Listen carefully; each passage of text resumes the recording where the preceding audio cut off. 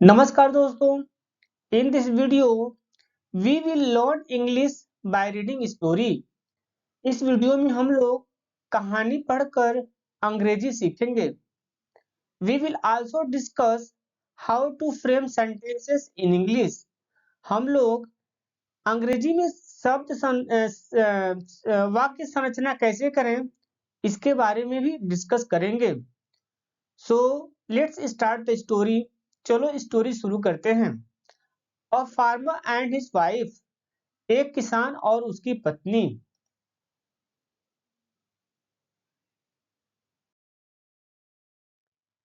Keshav was a farmer who lived with his wife Rupa in a village. Keshav एक किसान था who lived जो रहता था with his wife अपनी पत्नी के साथ, अपनी पत्नी रूपा के साथ in a village, जो अपनी पत्नी रूपा के साथ एक गांव में रहता था। यहाँ पर lived क्या है? सेकेंड फॉर्म, यह पास्ट इंडेफिनिट में यूज हुआ है। who lived जो रहता था, लिव फर्स्ट फॉर्म होता है, लिव का second form lived and third form lived होता है। अगर हम कहें वह रहता है, हु लिव्स, वह रहता था, हु लिव्ड, वह रहेगा, who will live. We can frame sentences like this. He used to say his wife, you are lazy, you work slowly and lethargically, you waste your time. He used to say his wife, वह अपनी पत्नी से कहा करता था, You are lazy, आप आलसी हैं। You work slowly and lethargically, आप धीरे से और सुस्ती से काम करती हो। You waste your time, आप अपना समय बर्बाद करती हो। यहाँ पर देखते हैं used to say कहा करता था, used to play खेला करता था, used to go school school जाया करता था। You can we can make sentences like this. You work slowly, तुम धीरे से काम करती हो, धीरे धीरे काम करती हो। वर्क फर्स्ट फॉर्म है, प्रेजेंट इंडेफिनिट का टेंस है। इसको अगर पास्ट में यूज करेंगे तो तुम काम करते थे तो यू वर्कड हो जाएगा। अगर फ्यूचर में यूज करेंगे तो you will work. You waste your time, तुम अपना समय बर्बाद करते हो। अगर हम कहें तुम अपना समय बर्बाद करते थे तो पास्ट इंडेफिनिट में अगर लाएंगे तो यहाँ वेस्टेड सेकेंड फॉर्म यूज करेंगे, वेस्टेड हो जाएगा, यू वेस्टेड, तुम अपना समय बर्बाद करोगे, you will waste your time. Rupa use to hear silently, Rupa चुपचाप सुनती रहती थी। आप यहाँ पे देखते हैं यूज टू हियर, सुना करती थी। यूज टू गो मार्केट, बाजार जाया करते थे। Use to play cricket, cricket खेला करते थे। यहाँ पर हम लोग इस तरह से सेंटेंस बना सकते हैं। वन डे, एक दिन, सी गॉट एंग्री, वह क्रोधित हो गई, नाराज हो गई। At the words of her husband, अपने पति की बातों पर। एक दिन उसे अपनी पति की बातों पर गुस्सा आ गया। She said to her husband, उसने अपने पति से कहा, you are wrong, stay at home tomorrow, I will go to field, I will do your work there, will you do my work at home here? She said to her husband, उसने अपने husband से कहा, you are wrong, आप गलत हो। stay at home tomorrow, कल आप घर पर रुको। stay at home यहाँ पर ना इंपेरेटिव सेंटेंस है जिसको आज्ञा सूचक वाक्य कहते हैं। stay at home, घर पर रुको। Please bring a glass of water, कृपया एक गिलास पानी लाओ। गो देयर, वहां जाओ। कम हियर, यहाँ आओ। तो इस तरह के सेंटेंस को हम वर्ब की फर्स्ट फॉर्म को पहले यूज करते हुए बनाते हैं और उसमें यू साइलेंट रहता है। I will go to field, मैं खेत में जाऊंगी। I will do your work there, मैं आपका काम वहां पर करूंगी। Will you do my work at home here, क्या आप मेरा काम यहाँ घर पर करोगे?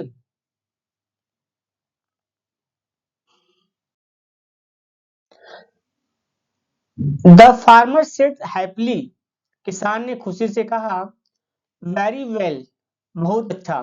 आई will do your work back at home, मैं आपका काम घर पर ही करूंगा। द वाइफ सेड, पत्नी ने कहा, take out milk from cows, गायों से दूध निकालना, एंड फीड देम, और उन्हें खिलाना, कुक फूड, भोजन पकाना, गेट रेडी द चिल्ड्रेन, बच्चों को तैयार करना, फॉर स्कूल मतलब स्कूल के लिए, एंड फीड देम, और उन्हें क्या करना, खिलाना, खाना खिलाना,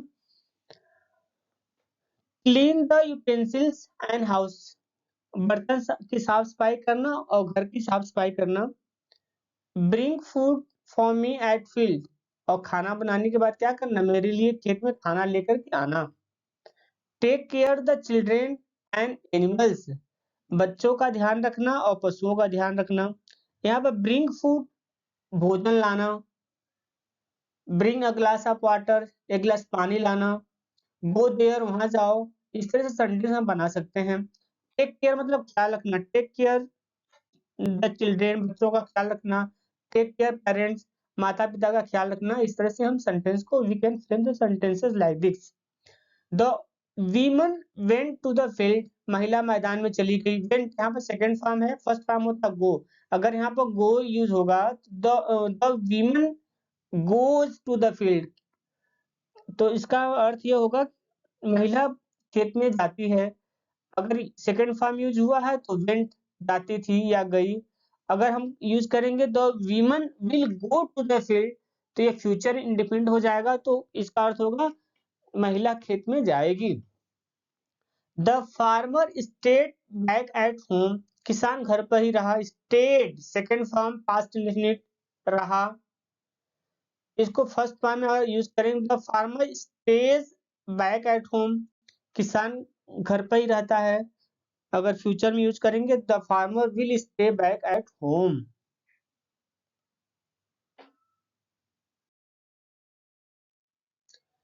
ही took a jug and went to take out milk from the cow, उसने एक जग लिया, इसने किसान ने, और गाय से दूध निकालने के लिए गया। एज ही ट्राइड, जैसे उसने कोशिश किया, he received a good kick from the cow, तो उसे गाय से एक अच्छी लात मिली। यानी जैसे वह दूध निकालने की कोशिश किया, उसे गाय ने लात मारी। अब टुक क्या है, टेक मीन्स लेना होता, टेक का सेकंड फॉर्म टुक है। ही टुक, उसने लिया। अगर होता कि वह लेता है, ही टेक्स, वह लेगा, he will take. Tried, second, try का second form tried, try means कोशिश करना, ट्राइड मीन्स कोशिश किया, विल ट्राई मतलब कोशिश करेगा। रिसीव्ड, मिला, फर्स्ट फॉर्म होता है रिसीव, एंड थर्ड फॉर्म होता है received. He woke up the children, got them ready slowly, उसने बच्चों को जगाया और धीरे धीरे तैयार किया। वेक अप मतलब जगाना होता है, एंड woke up मीन्स जगाया। ही वेक्स अप, वह जगाता है। ही woke up मतलब वह जगाया, past indefinite. The children did not catch the school bus, बच्चों ने बस नहीं पकड़ पाई क्योंकि उनको तैयार करने में देरी हो गई थी। He did not cook food in time and children started crying. उसने समय पर खाना भी नहीं बनाया और बच्चे क्या करने लगे, रोने लगे। Did not cook food, नहीं, खाना नहीं बनाया। अगर प्रेजेंट में होता तो he does not cook food, वो खाना नहीं बनाता है। फ्यूचर में होता तो he will not cook food, वो खाना नहीं बनाएगा।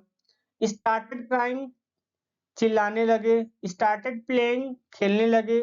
Started reading, पढ़ने लगे। We can make sentences. His wife was also hungry at field. उसकी पत्नी भी खेत पर भूखी थी। And was waiting for the food, और भोजन की प्रतीक्षा कर रही थी। Was waiting, प्रतीक्षा कर रही थी। Was playing, खेल रहे थे। Was going, जा रहे थे। इस तरह से we can make sentences. Keshav realized his mistake. Keshav ने अपनी गलती को का एहसास किया। केशव को अपनी गलती का एहसास हुआ। Realised second form past indefinite. He realised, वह महसूस किया, एहसास किया। ही रियलाइजेस, वह महसूस करता है। ही विल रियलाइज, वह महसूस करेगा। His wife return from the field, उसकी पत्नी खेत से वापस लौट आई। आफ्टर डूइंग वर्क मतलब काम करके। The farmer hung down his head in same. किसान ने शर्म से अपना सिर झुका लिया। हंग डाउन, हैंग डाउन मतलब झुकाना होता है और हैंग डाउन मतलब झुका लिया, सेकंड फॉर्म। देयर आफ्टर, इसके बाद, he did not find fault with his wife. उसे अपनी पत्नी में दोष नहीं पाया, उसने अपनी पत्नी में दोष नहीं निकाला। They lived happily together for whole life. वे जीवन भर खुशी खुशी एक साथ रहने लगे। लिव्ड क्या है, सेकंड फॉर्म, रहते थे या रहने लगे या रहे। फर्स्ट फॉर्म होता है लिव। दे लिव, वे रहते हैं। दे लिव, वे रहते थे। एंड दे विल लिव, वे रहेंगे। My happiness lies in your learning. मेरी खुशी आप लोगों के सीखने में है। So keep on learning new things. Thank you for watching. देखने के लिए धन्यवाद। See you in next video. Till then be happy, be healthy. नमस्कार दोस्तों।